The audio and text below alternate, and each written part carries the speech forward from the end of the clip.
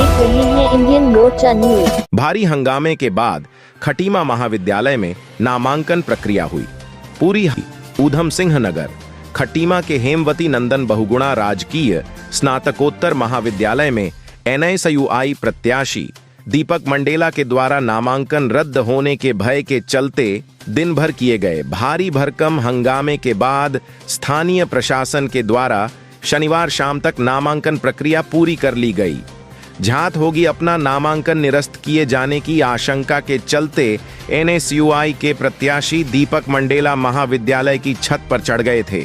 बीते वर्ष 2022 में दीपक के खिलाफ STSC एक्ट के अंतर्गत मुकदमा पंजीकृत किया गया था, जो कि अभी तक न्यायालय में विचाराधीन है, जिसको लेकर ABVP से अध्यक्ष पद के प्रत्याशी अशरफी लाल के द्वारा दीपक मंडेला के नामांकन पर आपत्ति दर्ज कराई गई थी, जिसको रोकने के उद्देश्य से दीपक मंडेला महाविद्यालय की छत पर चढ़ गए और विद्यालय प्रशासन को आत्महत्या की चेतावनी देने लगे।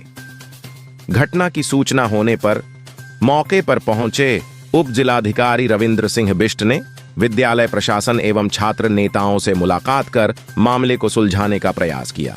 इसके बाद पहले तो NSUI के प्रत्याशी दीपक मंडेला का नामांकन रद्द किया गया और बाद में NSUI की ओर से नए प्रत्याशी रोहित गंगवार का नामांकन दर्ज कराया गया। इस मौके पर पूर्व प्रत्याशी दीपक मंडेला के साथ उनके समर्थन में मौके पर पहुंचे कांग्रेसी विधायक भुवन कापड़ी ने भी प्रशासन द्वारा की गई मनमानी के विरोध में अपनी आपत्ति दर्ज कराई। इंडियन मोर्चा न्यूज से माया शंकर की रिपोर्ट।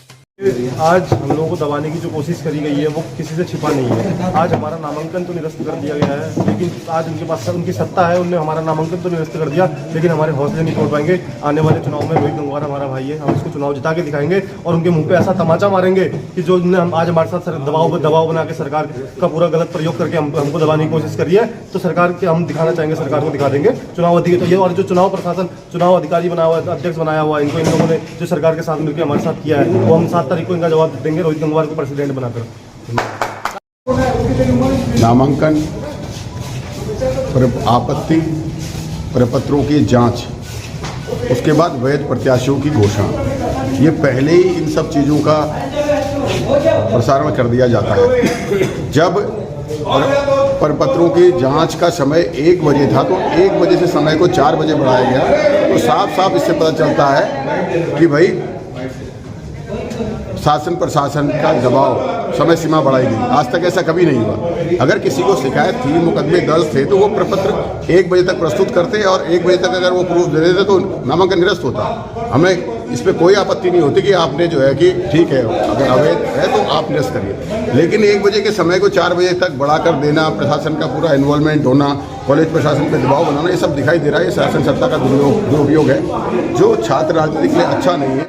शासन चुनाव के प्रेसिडेंट पद के लिए दीपक मंडेला एक प्रत्याशी था, लेकिन किसी द्वारा उसकी शिकायत की गई थी, वो उसके ऊपर कोई केस विचाराधीन था। यह इसी सिलसिले में हमारे कॉलेज प्रशासन ने एक वहाँ से कोर्ट से एक आख्या मांगी। उस आख्या के अनुसार अभी जो उसका केस अभी अंडर ट्रायल है और लिंगडो कमेटी के हिसाब से और छात्र संविधान के हिसाब से जो भी व्यक्ति अगर वो अंडर ट्रायल है या दोषित है तो उसको चुनाव लड़ने का हक नहीं है। इस सिलसिले में इसके निर्णय हमारे निर्वाचन अधिकारी कॉलेज के द्वारा लिया जाएगा।